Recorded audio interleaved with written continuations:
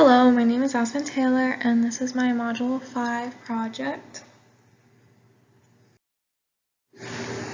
So for this problem, you are instructed to minimize the weight of the 5-beam cantilever shown here and all the notations that I used. The cross-sectional area was a hollow square, and the design variables were the lengths of each of the sides of the square.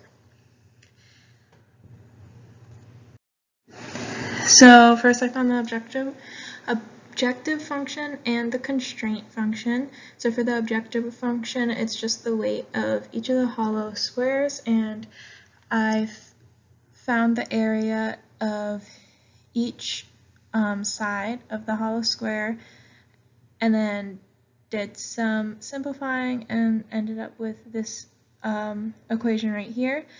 In the problem, it states that the thickness is way less than the actual length of the square, so I neglected that 5t squared at the end, and the 4L rho t is equal to this constant, so this is my final function that I came up with.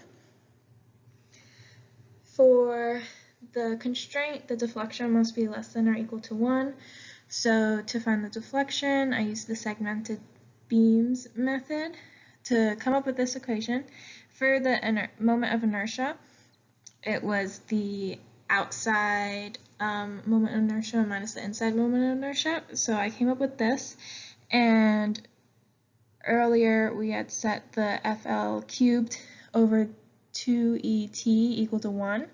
So in order to get that, I took out a t, and I neglected the last three terms because t is much smaller than x, so I came up with the moment of inertia being t times 8xa cubed over 12, and I plugged that into the equation to get this, which is, and then added on a minus 1, which is less than or equal to 0, which will be plugged into MATLAB.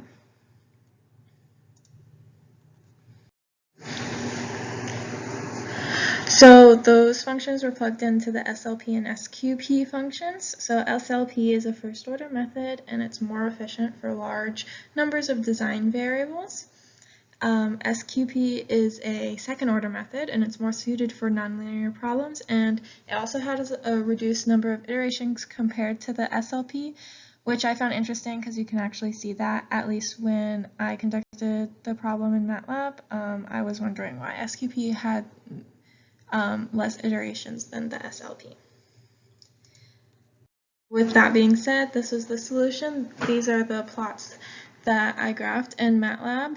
The SLP comparing that objective to the iteration, and then constraint to the iteration, and then same with the SQP. So for the final objective function value for the SLP, I got 3.6663, while the SQP final value was 3.6683. And the lengths of the x values for the cross-sectional areas are as follows in this graph.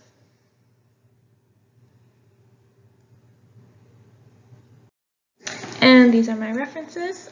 Thank you.